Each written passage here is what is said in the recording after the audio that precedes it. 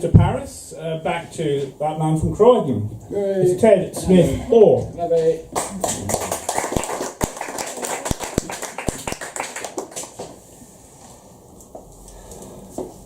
As I said at the beginning, these things frighten the life out of me. So, stay. Everyone's been confessing their religions and parentage, as I've got neither. I shan't. I like a nature poem, and for everyone here, here's one of my nature poems. Dandelion. I love you, angular nature, that shows no kindness nor mercy to the timid or weak. Your spiteful beauty gives refuge to the small, yet one sting recalls a brave inquiry. I love you, carpet valleys, green and stained, secret lanes and tracks that twist and jump, then double back laughing at their wit, hills that strain and ache to meet their height. I love you, mysterious embankments, reflecting chalk ghosts in night mist, the silver birch glowing in the dark and dappled by day. Why did nature cheat one so elegant as you?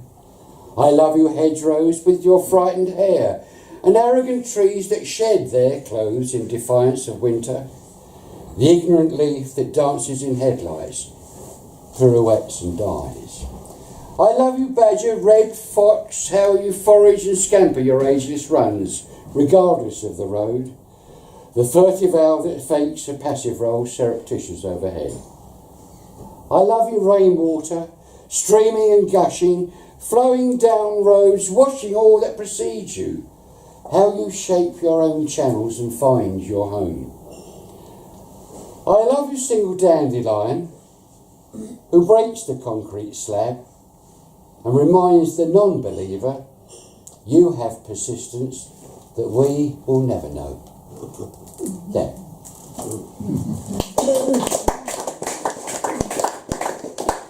As Patrick pointed out, I tell you, I'll do it a different way. I was interviewed by the Kentish Mercury once, and she wrote in her article, he pays the bills by doing building work. And when I went home, Penny pointed out, you said, you never paid a bill in your life.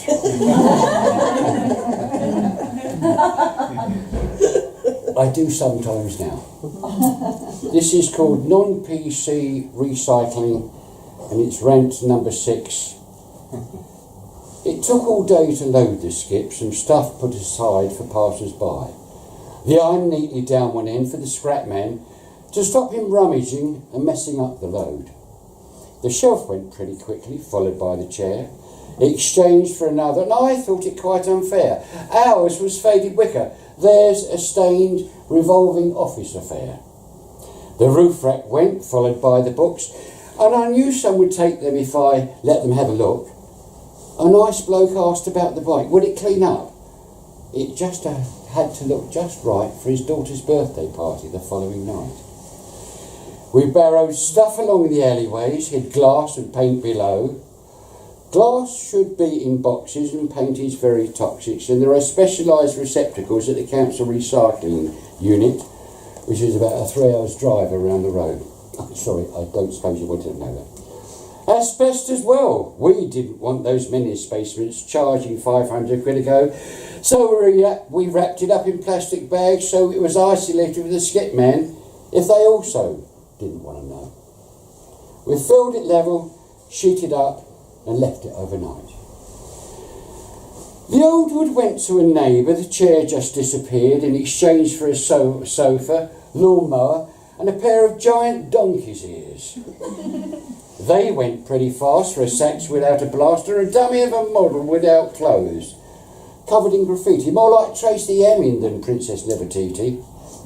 And then by 9 a.m, it was empty as it came.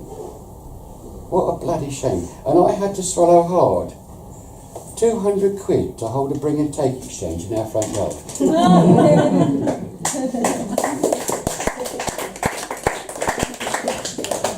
So remember, if you've got a skip and you've got to put cardboard boxes in there, just fold them up. You don't even have to buy the skip. Anyone ever done any DIY? Made a cupboard, made a shelf? Good. You bit of input better than the football one. Might get a bit of understanding with this. On the secret isle of Bodget, it's called the Self-Assembly Blues. On the secret isle of Bodget live translators for DIY, experts who can justify a Japanese non-informative for flat pack mugs like you and I. They start off Swedish speaking, mix Croat from Old Peking with Old Peking, add Middle English to mystify self-assembly hopefuls furnishing rooms in our new homes. They speak laminated teak when it's plastic, just needs no polishing, just dust it at the end of every week. Vacuum sealed to keep it tight, you'll be opening it all night, and the plastic bag will suck you until you squeak. To find the optimum ideal height, modulate the mow bit. And a piece that doesn't fit. A cam part designed to start a fight. Their grand masterpiece is to stand it using 4 XYB screws, but there's only 2. More bad news at this point, I go on a booze heap. Because I've got the self-assembly flat pack, cash and carry DIY blues. That's why I write poetry and never became a singer.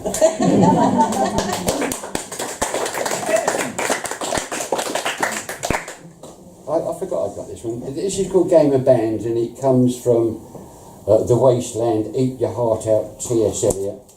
And it's from a book, a chapbook that Kevin Cadwallander up in the north and I down here in the south shared together, of him growing up in the north and obviously me growing up in the south.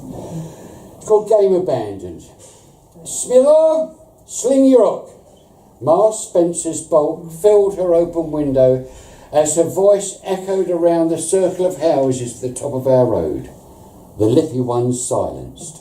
Learning a mop of straw hair is not always a good asset amongst 20 or so children enjoying playing football at night. She'd never spoken before, never spoke again. Just left her indelible phrase, Smith-Orr, sling your hook, and we did, and I shall. Thank you.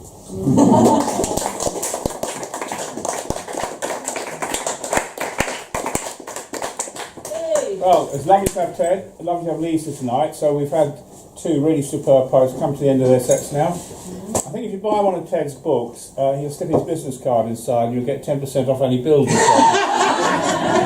you've one done. Or at least he'll come around and fold some boxes for you.